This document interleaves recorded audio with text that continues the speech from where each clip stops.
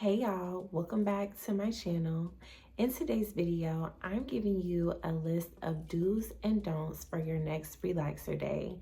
These tips are not only going to help you to have a successful relaxer day, but they are also going to help you ensure that your hair is healthy and looking its best. Before we get into the video, make sure you like the video. Make sure you also subscribe to this channel. This keeps my videos in the algorithm and also keeps you informed and up to date on the latest hair and beauty content that I'm sharing. Let's go ahead and get started. I broke this video down into do's and don'ts. And the first don't that I'm going to give you is to do not relax your hair if your scalp is irritated at all. You want to avoid excessive scratching, excessive combing, anything that's going to cause irritation to your scalp.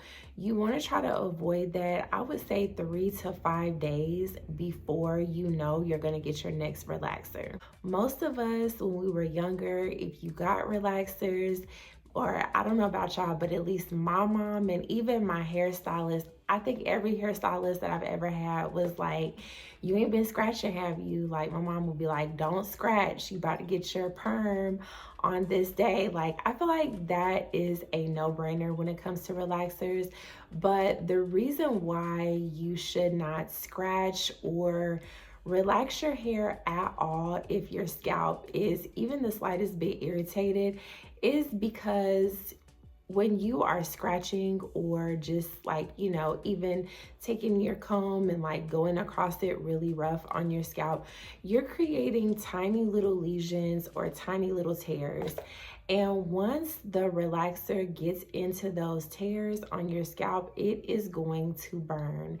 And if you've ever experienced this, you know that it's very painful. It's hard to keep the relaxer in when it's burning.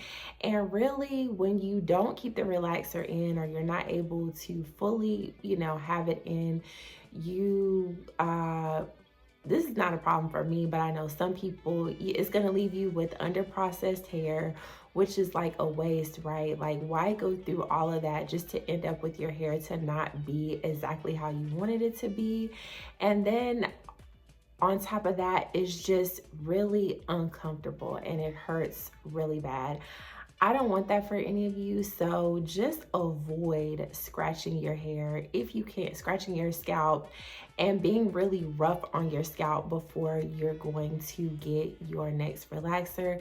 And if it's just been one of those times where your scalp is just really itchy, really, irritated, then maybe you should wait another week or so before you think about getting that relaxer. Another thing that I want to throw into this don't is to, if you have a style such as like braids, or maybe you had an updo that you used like a lot of gel or hairspray for, make sure you take that down. I would say maybe like a week before you go in to get your relaxer. So don't just take the hairstyle out and then the next day or the same day go get your relaxer. No, your hair needs time from that style. Your hair and scalp needs time from that style to kind of simmer down and get back to, just get back to its normal state. You need to wash your hair, cleanse it. We're gonna get into all those tips too, but I wanted to throw that into this first one because if you have braids, I don't know about y'all, but like when I had braids, when I used to wear wigs a lot, I would scratch my head more. So you wanna take those out and give your hair time to rest so that you're not like itching your scalp, scratching your scalp, or combing it really hard, trying to take that style down before you get your relaxer. The second thing that you do not want to do before your relaxer is you want to avoid washing your hair right before you get your relaxer. Washing your hair does a few things that are not good for relaxer day and could make your experience very uncomfortable. The first thing that is going to do is, we already talked about we want to try to avoid that scalp at all costs. We want to try to avoid irritating our scalp or creating any irritation on the scalp, any scrubbing or anything like that that is going to happen when you wash your hair. You want to avoid that. And also, washing your hair or just getting your scalp wet is going to open up your pores, which you do not want to do prior to relaxer day, because that is going to cause it to burn. Now, I do believe that you should wash your hair, but you're not going to like wash your hair one day and then get a relaxer the next day. That is going to be a no-no. I'm also going to suggest that you do not do anything where you are excessively sweating on your scalp or in your hair and causing that scalp and hair to get wet. Moisture on the scalp is going to cause those pores to open, which could cause some discomfort when you go to relax your hair. So these activities could be just avoiding, like maybe working out, avoid anything that's going to cause you to sweat excessively, because you don't want to get all hot, sweaty, workout, and then go relax your hair, and then now your pores are open and it's burning and you don't know why. You like, I ain't scratched. Like, why is it burning, girl? Because you just did a 30-minute HIIT workout and that wasn't the best move, okay? I don't want that for you, so let's try to avoid that on relaxer day. The third thing that you want to avoid doing, and this is probably the biggest don't of them all, you guys probably already know what I'm about to say. If you watch a lot of hair content or know anything about relaxed hair, do not use permanent hair color on your hair before your relaxer day, okay? The two chemicals simply do not mix. Permanent hair color contains ammonia and relaxer contains sodium salt. And these two, I'm not a scientist or a chemist, but I have seen this firsthand happen to someone who used permanent hair color before they relaxed their hair. And when I tell you guys, it was one of the scariest things I've ever seen. Like, this person's hair was literally just falling out in their hands. And I know none of us want to experience that, so let's just avoid that, okay? I know that people say, oh, you know, you're not supposed to use bleach, you're not supposed to do this. Let's just avoid permanent hair color, period, on our hair before relaxer day. Now, me, I've told you guys in other videos, I have had permanent hair color. I've had my hair bleached while I was relaxed. My hair was long, my hair was thick, and I was not Tex-Lex. I was fully relaxed, but I was under the care of a hair stylist who was taking care of my hair, monitoring when I was getting, you know, the hair color and when I was getting the relaxer. She was keeping up with all this, and she would tell me, okay, you can't get a relaxer this week because, you know, she would tell me and like keep me up on it on when I could and when I couldn't get my relaxer. So I just think that you guys should stay away from it unless you are a stylist yourself, or unless, you know, you're under the care of a stylist who knows what they're doing and knows is kind of keeping up with your hair treatments that you're getting. I follow a lot of stylists on Instagram and YouTube, and a lot of them say, no, baby, it's either or. Which one you gonna do? Because we not playing with both. And I think that is a very smart way to go. I do color my hair, but I use a semi-permanent color. It lasts usually for about 4 to 6 washes. I primarily use it because I have gray hair and I like to cover that up, but you can also use a demi-permanent if you want something that lasts a little bit longer. I'm considering switching to demi-permanent as well. That demi-permanent and semi-permanent colors are safe to use on relaxer day.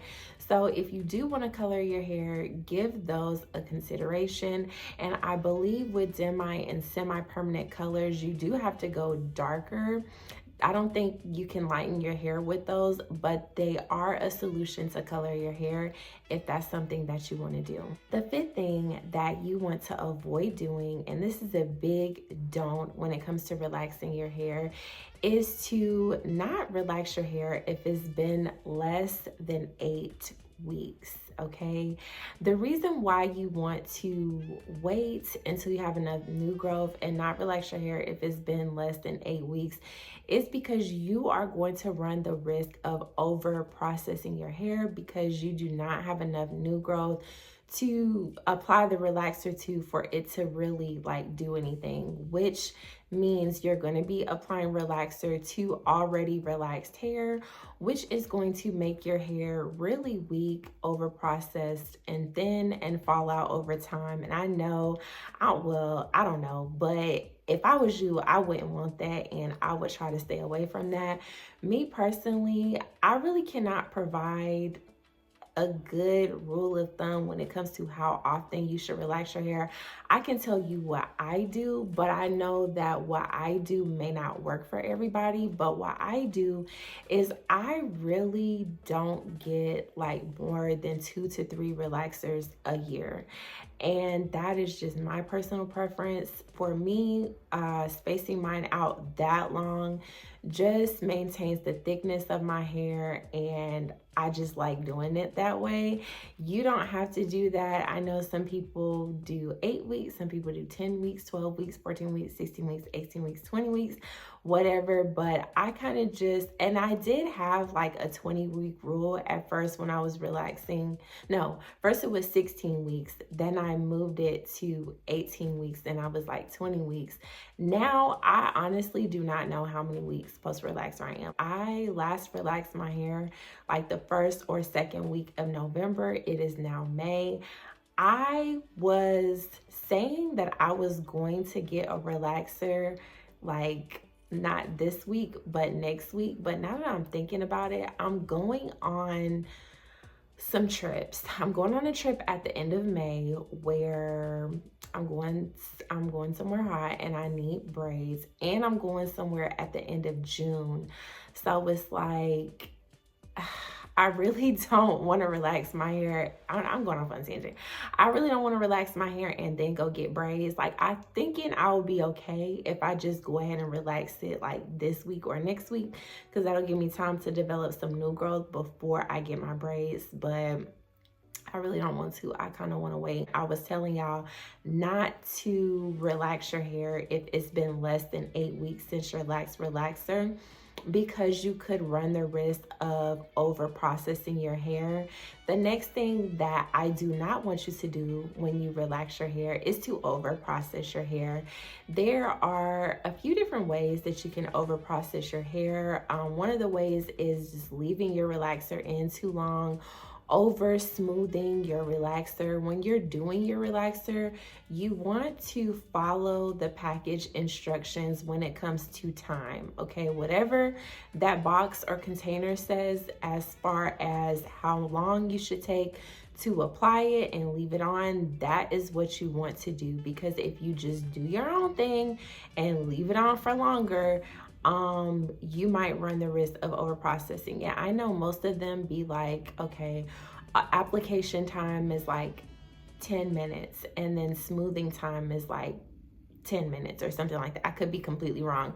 You want to make sure you're following that and not being like, okay, I'm gonna apply it in 15 minutes and then I'm gonna let it sit on my head for 30 minutes. Girl, don't do that, okay? Follow whatever the package instruction says so you can make sure that you're doing it the right way and not over processing your hair. And also, like I mentioned with smoothing, you want to, I really don't use the comb to comb through my relaxer.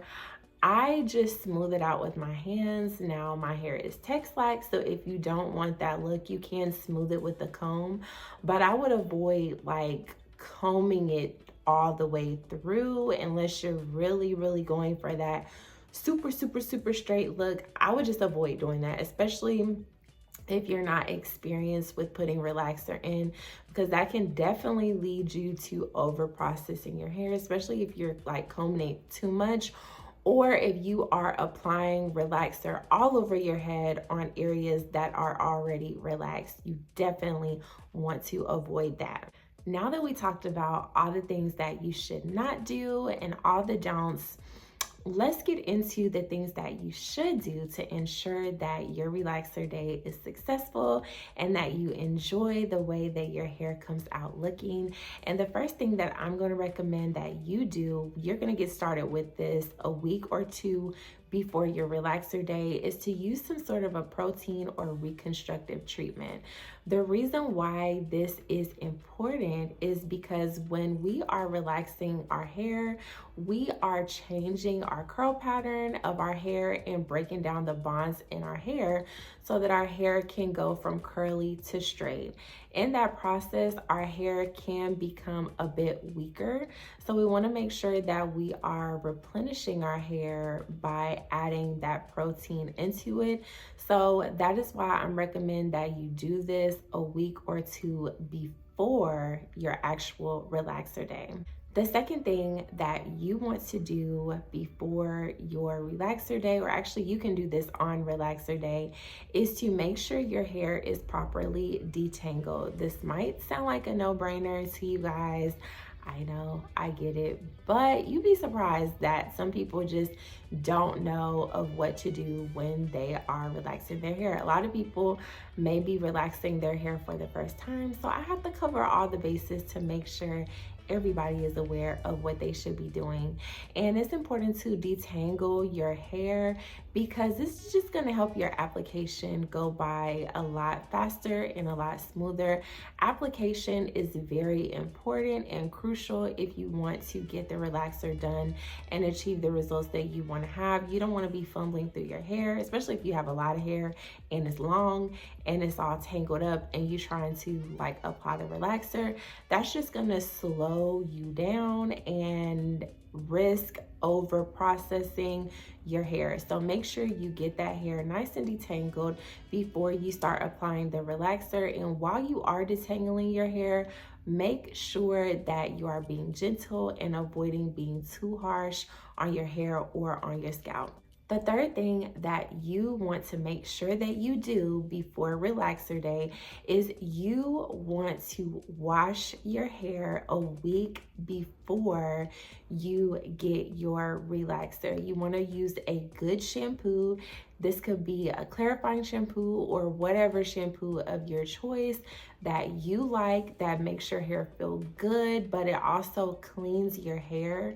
This is very important because if your hair is just gunked up, I would hope nobody would let their hair get like this, but if your hair is just nasty, your scalp is dirty, it's oily, it's got a lot of product in it, how you expect the relaxer to actually get into the hair and do what it's supposed to do? I really don't think that that's going to work out too well. So you want to make sure you wash your hair really good before relaxer day. Not now, understand I said a week before, not 2 days before, 3 days before, 5 days before, a week before relaxer day. You want to make sure you wash your hair and get it really good and really clean so that the relaxer can do its job. The fourth thing that you want to make sure you do on relaxer day is to make sure that you are using a product that is going to protect your scalp and your hair. Now, I know a lot of us, whenever we get relaxers, you're familiar with basting your scalp. Some people do this, and I have actually seen people that do not baste their scalp. I've never relaxed my hair and not based my scalp just because my scalp is very sensitive, and I think you should just take that extra precaution just to do it. Why not? It only takes like 5 to 10 minutes to do, so why not just take that extra precaution to make sure your hair and scalp is thoroughly taken care of before you do the relaxer. This is going to, on your scalp, this is going to minimize the chances that you get chemical burn, because whatever solution that you use to protect your hair and scalp is going to serve as a barrier between your skin and the relaxer chemical product that you're using, which I think is very important. We want to make sure we're keeping ourselves safe and protected at all times. What I like to do is I like to use a petroleum-based product like a hair grease. I usually use the Softy grease because I like the way it smells and it's fairly affordable. I always have that on hand. I don't grease my scalp, but I do always use that on relaxer day. And I just part my hair in sections and put the grease throughout my scalp. I also make sure that I get areas that are sensitive that the relaxer can touch, like around my forehead, behind my ears, around my ears, and at the back of my neck.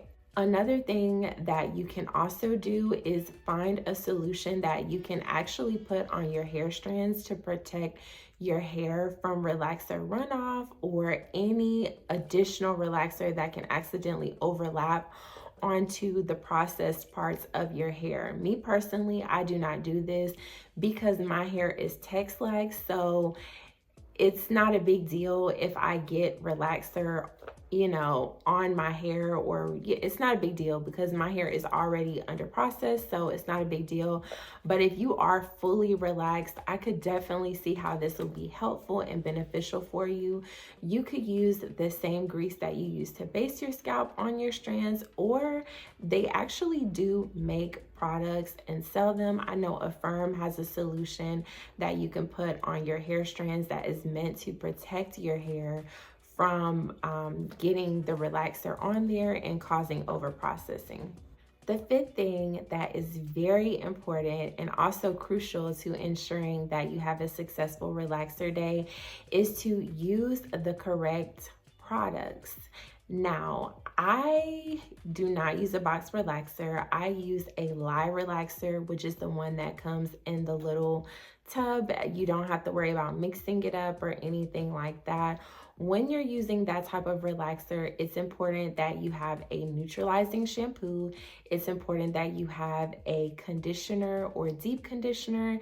And I would also suggest using a leave-in conditioner. These are all of the products that should already be a staple in your hair care regimen, but you definitely want to make sure you add that neutralizing shampoo, one that works well or is comparable to the relaxer that you're using. This is going to stop the relaxer from working and also neutralize the pH of your hair, which is very important to prevent your hair, like I said, from continuing to process, and also just making your hair feel better and return back to a state of normalcy after you relax it. If you're using a box relaxer or a no-lye relaxer, you want to make sure that you're using all of the products that come in the box. They are there for a reason. They're there to help you, and you want to make sure that you're using those. I would also recommend purchasing some additional what's that shampoo that I just said that's important that you need?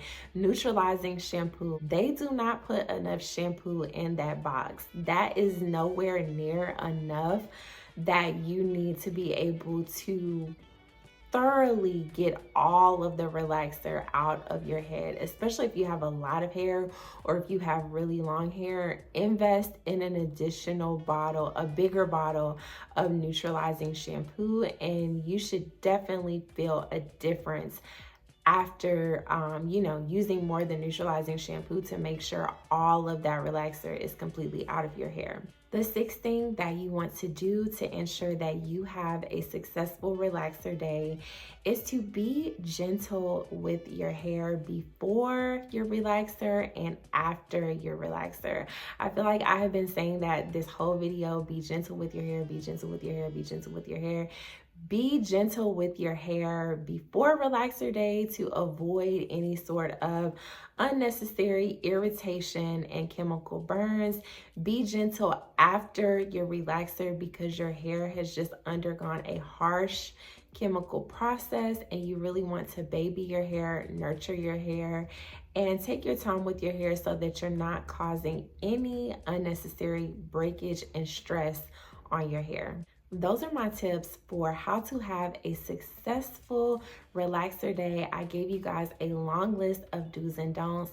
Let me know if I have left anything out or if you do anything different than what I have suggested here.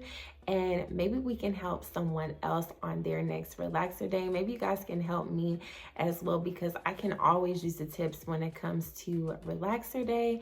Thank you guys so much for watching this video. I love you guys, and I'll see y'all in the next one.